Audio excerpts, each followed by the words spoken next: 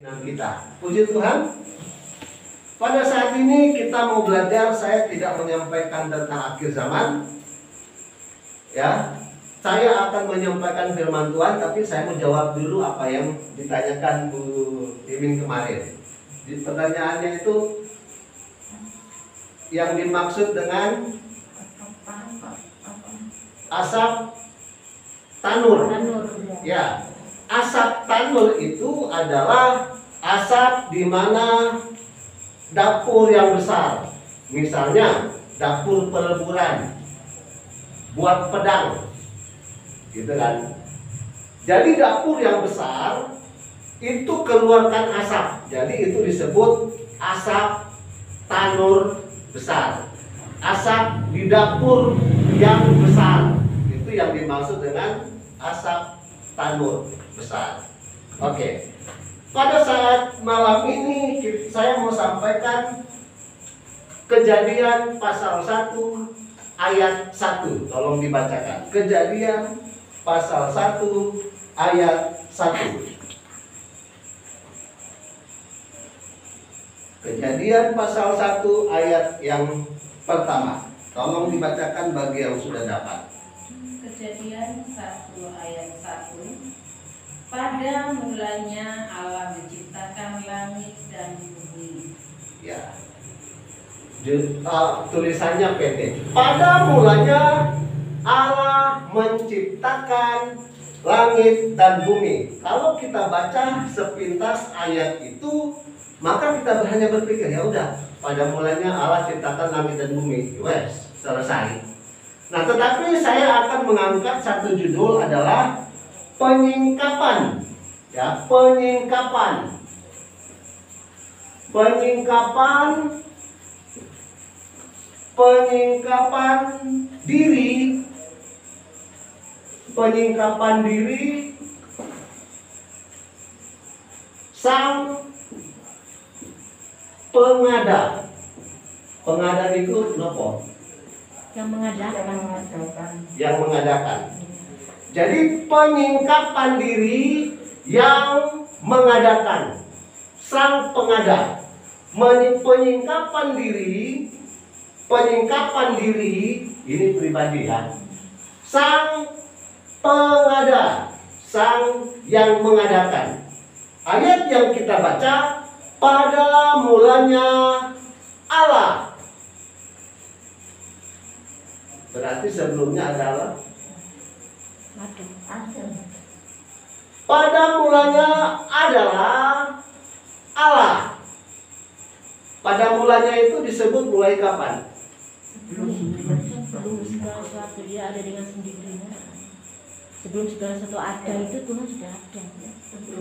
Sebelum bumi ada, sebelum Allah menciptakan langit dan bumi, itu Allah sudah ada. Makanya Allah itu kita tidak bisa kita gariskan seperti ini.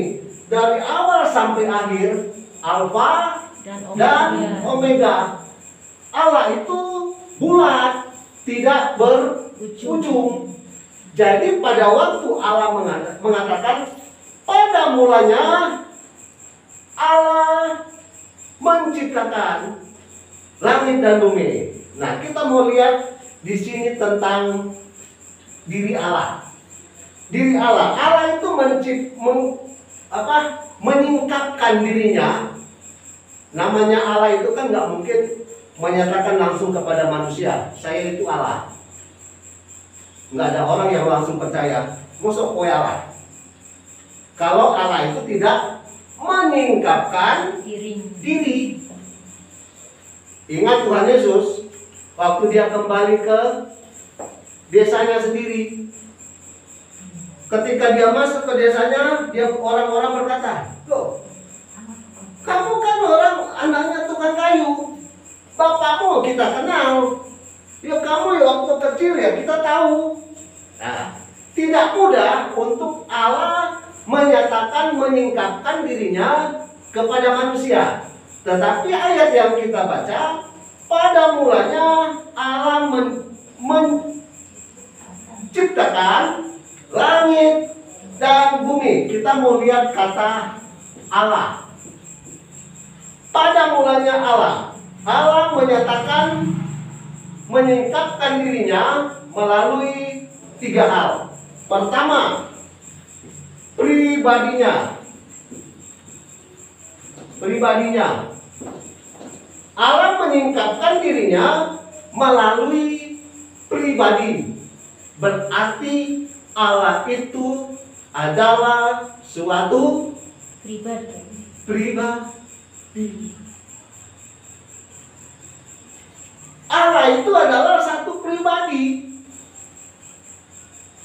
Ayat yang kita baca di sini adalah ayat-ayat di mana Adam dan Hawa belum ada. Allah pada mulanya masih menciptakan langit dan bumi. Tetapi Allah menyatakan dirinya sebagai sang pengada, sebagai sang pencipta, itu melalui pribadinya. Nah, kalau melalui pribadinya, maka ada 3 hal yang kita harus perhatikan. Kenapa dia disebut sebagai pribadi? Yang pertama, karena dia adalah sang pencipta. Sang pencipta. Di dunia ini siapa yang disebut pencipta? Kadang-kadang sang penemu apa gitu disebut pencipta ini. Ada yang penemu ini disebut pencipta, pengada. Allah disebut pribadinya karena dia pencipta. Waduh, nggak tahu loh apa gelarnya Tuhan itu, gelarnya Allah itu apa? Dia disebut sebagai pencipta. Pencipta. Kita saja baru dengar aja, oh manusia menciptakan bom, membuat bom, penemu bom, disebut pencipta.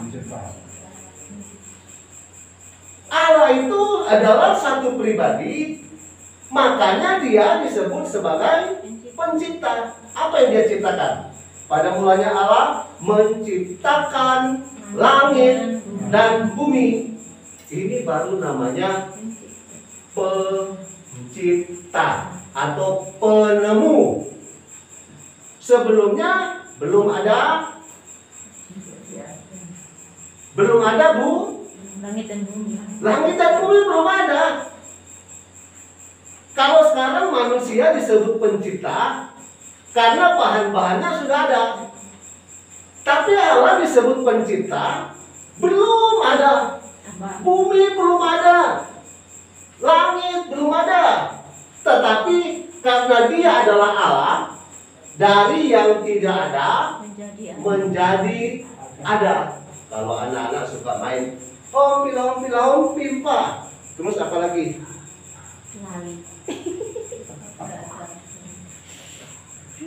Ayu gambreng. Terus ada lagi permainan anak-anak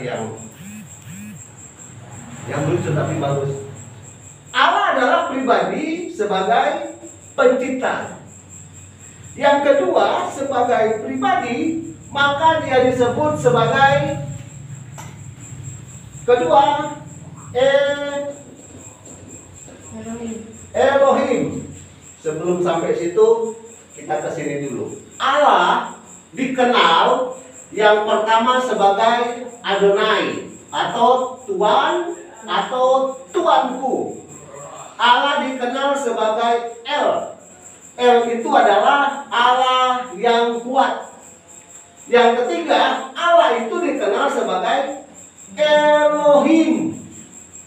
Ayat yang kita baca tadi, dia pribadi, dia adalah Elohim, Allah pencipta. Yang ketiga, Allah itu disebut Elion, Allah yang maha tinggi.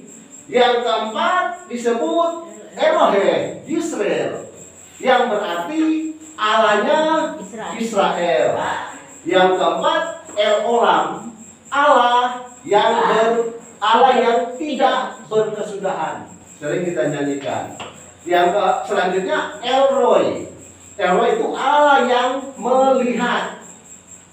El Shaddai, Allah yang maha kuasa. Immanuel, Allah beserta kita.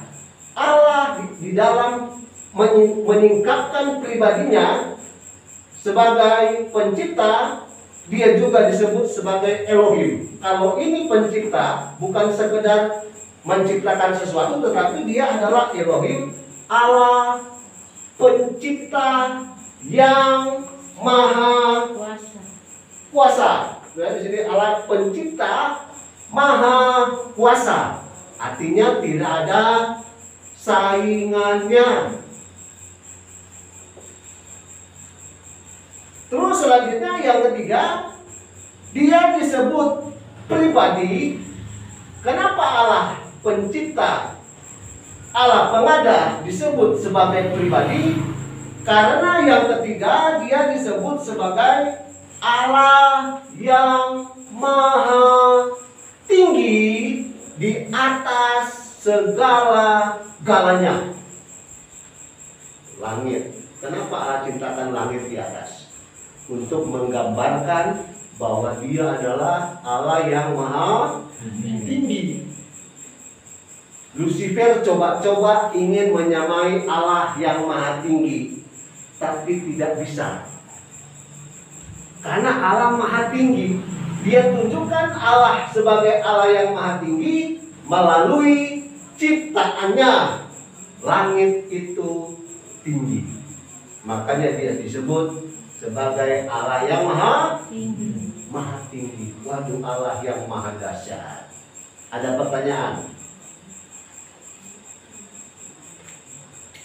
Allah menyatakan pribadinya sebagai pencipta. Pada mulanya Allah menciptakan langit dan bumi sebagai Elohim, Allah pencipta yang maha kuasa, sebagai Allah yang maha tinggi, tinggi dari segala-galanya.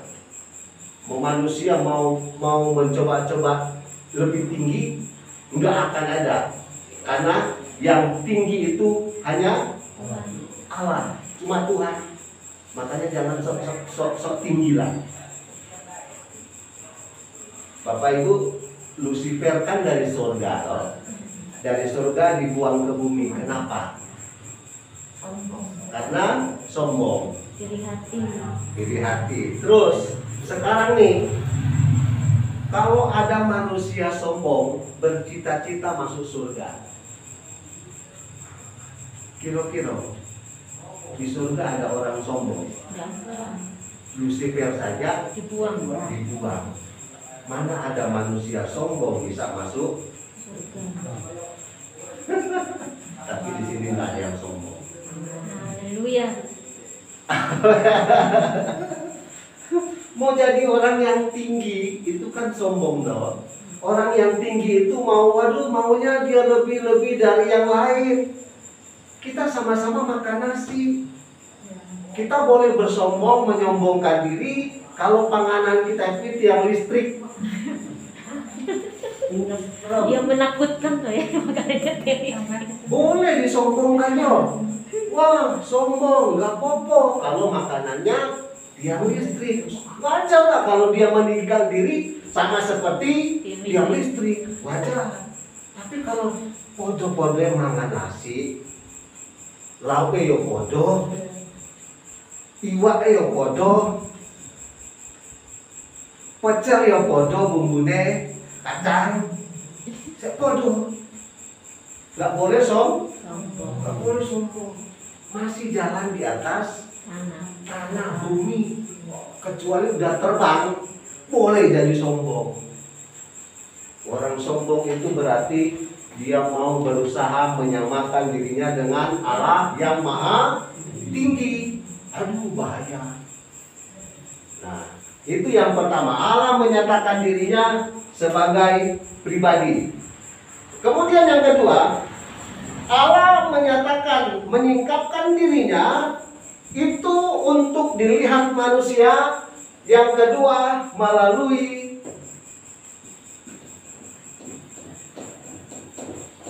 apa? Karakternya Allah. kepada manusia, Allah kan pada dasarnya nggak bisa dilihat. Allah pada dasarnya tidak bisa ditemui. Allah itu tidak bisa, kalaupun dirasakan, ya belum tentu juga. Karena setan pun bisa kita rasakan. Sama-sama roh. Sama-sama tidak kelihatan. Waduh, merinding saya. Sama orang bilang saya ketemu Tuhan sampai merinding. Jangan salah, ketemu setan pun bisa merinding. Jadi persoalannya adalah bagaimana kita mau kenal Allah, kita mau mengetahui Dia meningkatkan dirinya sebagai Allah pencipta, itu terlihat dari karakternya Allah. Coba, misalnya nih, untuk mau mengenal Pak Prapto nih, oke lah, dari wajah, dari rambut, dari semua terlihat ya. Tapi yang bisa dikenal dari kehidupan Pak Prapto seharusnya apanya? Sifatnya. Sifatnya Pak Prapto gitu ya. Kan gitu ya? Sifatnya, karakternya Pak Prapto itu seperti apa gitu. Allah kita nggak bisa lihat. Lah kita saja nih bisa tahu sesama manusia, tapi terkadang orang iso kenal. Ya, tahu tapi belum tentu Tahu wajahnya Pak Prapto, tapi kan kita nggak bisa kenal. Kita nggak tahu karakternya Pak Prapto. Nah, bagaimana supaya kita bisa kenal Pak Prapto? Kita harus tahu karakternya. Karakternya Pak Prapto apa? Semangat. Sering ketemu naik sepeda. suka ngasih nasihat. Ya, sebagai orang tua. Bisa nggak jadi kayak Pak Prapto naik sepeda? Ya, bisa naik sepeda ya, bisa. Saya mau naik sepeda tapi nggak ada sepeda. Karakter ya, karakter orang itu kita bisa mengenal satu dengan yang lain, tapi karakter belum tentu. Ini kita yang sama-sama saling lihat, saling kelihatan, tapi belum tentu karakter kita saling kenal. Demikian juga Allah. Bagaimana caranya Allah itu menyingkapkan dirinya? Saya sering katakan Allah itu nggak bisa dilihat, nggak bisa dipegang, ya. Karena kalau kita mau ketemu Allah sama saja kita ketemu dengan matahari, dia terbakar. Makanya Allah menyatakan dirinya, menyingkapkan dirinya melalui karakternya. Coba kita mau lihat karakter Allah itu apa? Yang pertama, Allah itu bersifat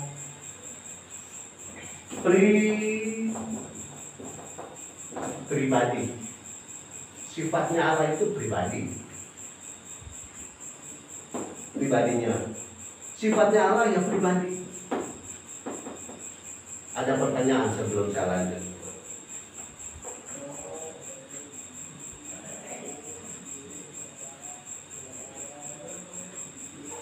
Kalau pribadi nih, bisa marah? Bisa.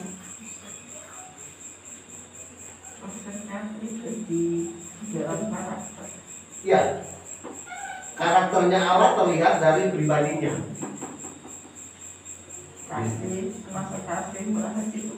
Termasuk ya. Tapi kalau pribadinya, Allah itu bisa marah. Allah itu bisa senang. Itu karena pribadi. Allah itu bisa sakit hati. Allah itu bisa kecewa. Karena dia pribadi. Makanya Allah menyatakan dirinya kepada manusia itu karena dia pribadi. Ini loh aku. Kalau pribadi berarti kan itu nanti kita akan sampai kepada kita diciptakan, kita dibentuk sama seperti gambar Dan rupa. Allah pribadi. Tidak mungkin kan Allah itu mau menyatakan dirinya pribadinya seperti singa. Duluan ada apa singa sama manusia? Duluan ada manusia. Oh, singa sama manusia. Sama-sama diciptakan pada hari yang sama. Tapi singa Duluan, tapi terakhir baru manusia.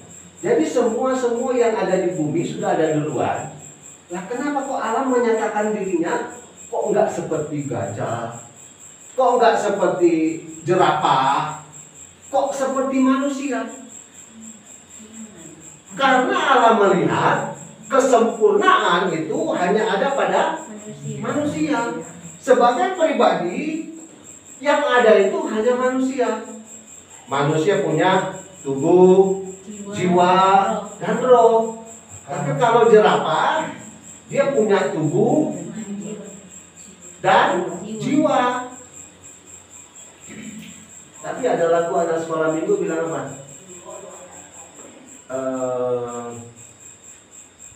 Kelinciku amat lucu, matanya bulat, telinganya panjang, tapi sayang tidak bisa berdoa. nah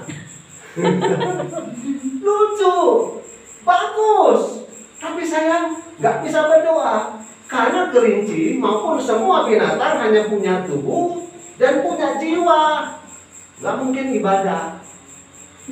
Ya. Hanya kucing daerah sini yang bisa ibadah. Kalau di sini ada lala, ada pipi, sudah mereka sudah duduk duluan ini. Tapi untung pipi ada di lala ada di ngantru, jadi tidak bisa ikut ibadah. Ya ibadahnya sana aja. Nah, Allah itu sebagai pribadi menyatakan diri sebagai pribadi. Nah, yang ketiga, selain Allah itu pribadi, dia itu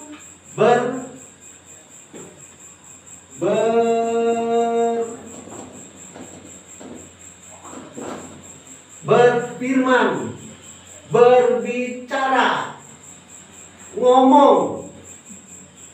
Jadilah petang, jadi. Jadilah siang, jadi. Karena dia disebut pribadi, karena bisa bicara. Maksud dibilang pribadi tapi orang tahu ngomong. Pribadi yang jarang ngomong itu siapa? Di TV. Limbet. Hanya limbah. Untung-untungan dia ngomong. Itu. Tapi itu kan hanya ya settingan saja. Sebagai manusiawi dia pasti ngomong lah. Tapi kalau ada tubuh terus nggak ngomong, itu namanya apa? Bisu. Allah itu pribadi, makanya nggak bisu. Dia bicara, dia berfirman, dia ngomong. Semua diciptakan itu karena firman.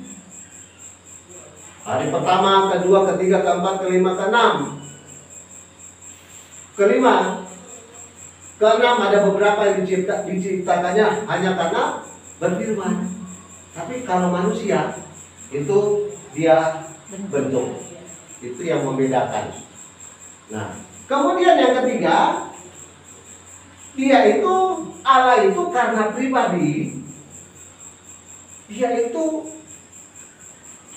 mau berkomunikasi. Ya toh? Karena dia itu pribadi yang sama seperti kita, tapi makanya dia itu berkomunikasi. Makanya kan manusia berkomunikasi dengan Allah gimana? Doa. Dongo. Niku artinya komunikasi. Ngobrol sama Tuhan. Karena dia pribadi. Kalau dia Allah yang tidak menyingkapkan dirinya sebagai pribadi, nggak iso doa. Tapi karena dia pribadi, ya udah ngomong saja. Dia dengar nggak?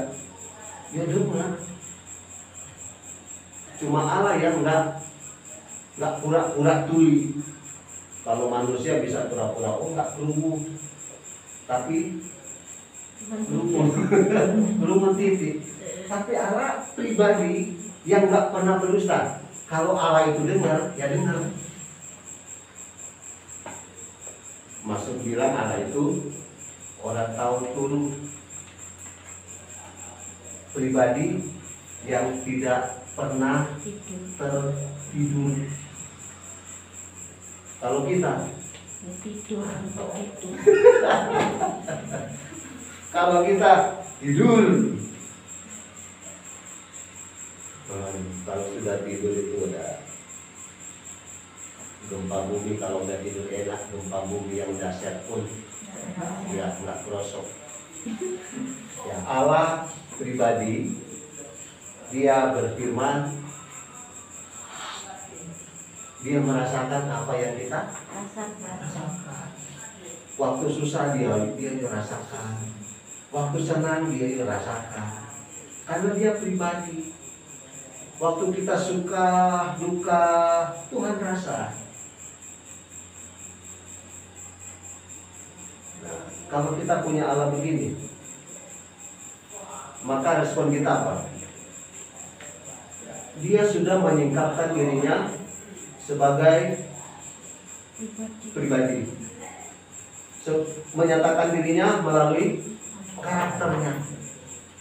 Yang ketiga, nggak panjang-panjang, masih 5 menit kuat kok, 5 menit. Yang ketiga adalah dikenal dan disembah. Allah sebagai pribadi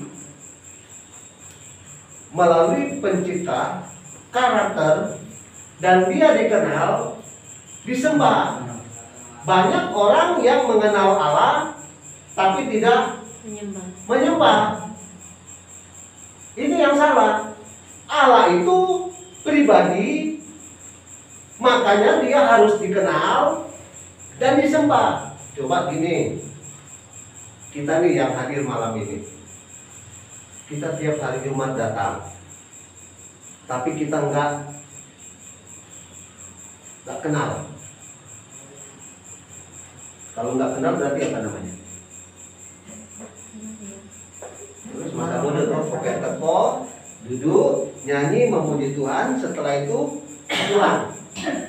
Jangan heran kalau kita bisa kenal. Minimal tahu nama, tahu wajah. Oh, wajahnya Bapak ini seperti ini.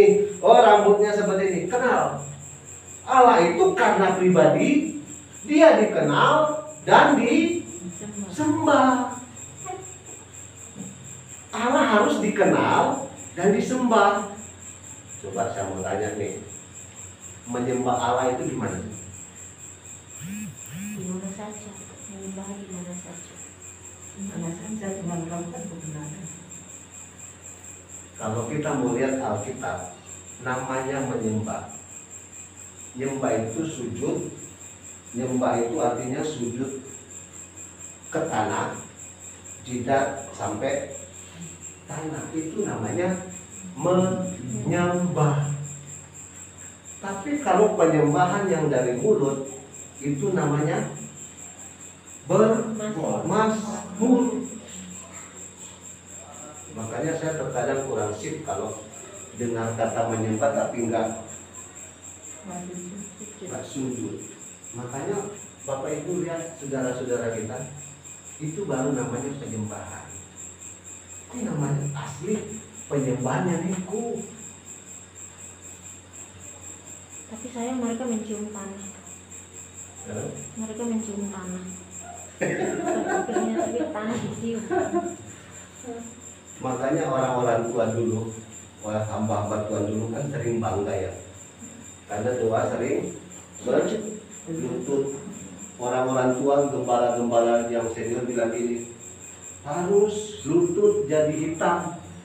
Maksudnya apa? Karena mereka kalau doa berlutut, sama ini harus hafalan. apalagi nih, karena sering karena mereka nyembah begitu. Penyembahannya begitu.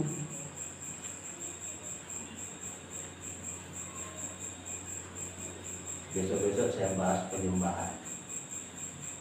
Jadi kalau kita hanya haleluya, haleluya, puji Tuhan, itu bermasmur, bukan penyembahan. Amin. Allah dikenal dan disembah karena Dia adalah pribadi. Coba gini, Bapak Ibu, kalau ada orang datang nih, tiba-tiba datang sujud nyembah, apa perasaannya? Ini perasaan siapa? Perasaan kita. Tiba-tiba nih, ada orang datang. Siapa kita kan gitu? Siapa kita? Tapi Allah sebagai pribadi wajar Dia menerima penyembahan dari kita. Bukan harus dikenal, tapi disembah. Banyak orang kenal, tapi nggak nyembah. Ada pertanyaan, 2 menit lagi.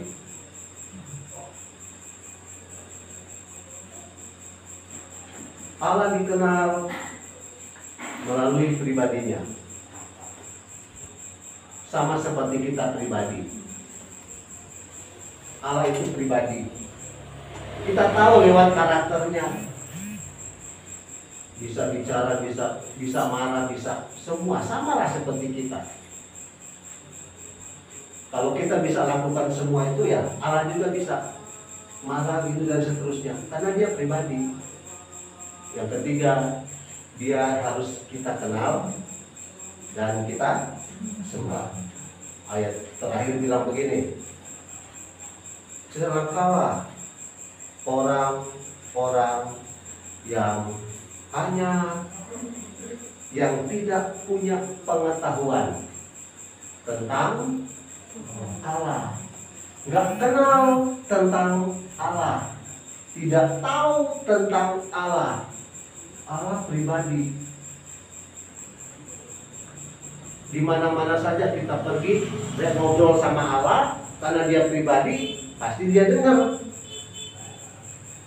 Karena Dia adalah Immanuel yang selalu beserta dengan kita. Dia pribadi. Jadi pribadi apa? Pribadi kita yang hari-hari ini, apa yang kita hadapi? Bayangkan aja, Tuhan, pribadi saya begini. Engkau adalah satu pribadi yang sama dengan saya. Ketika susah, Tuhan ikut susah. Ketika kita senang, Tuhan ikut senang. Ketika kita marah, ini dalam tanda petik ya, marah dalam tanda petik. Karena ada marah yang tidak mendatangkan dosa, tapi ada marah yang mendatangkan dosa. Ketika kita marah, mungkin marah dengan diri sendiri, udahlah. Makanya yang harus dilakukan orang yang marah dengan diri sendiri adalah harus berdamai dengan diri sendiri. Allah pribadi. Bagaimana Allah menyatakan kepada kita? Dia nyatakan dirinya melalui pribadi. Jadi Tuhan itu nggak jauh dengan kita. Amin. Ada lagu bilang, Yesus hanya sejauh doa. Berarti Yesus jauh kalau tidak berdoa.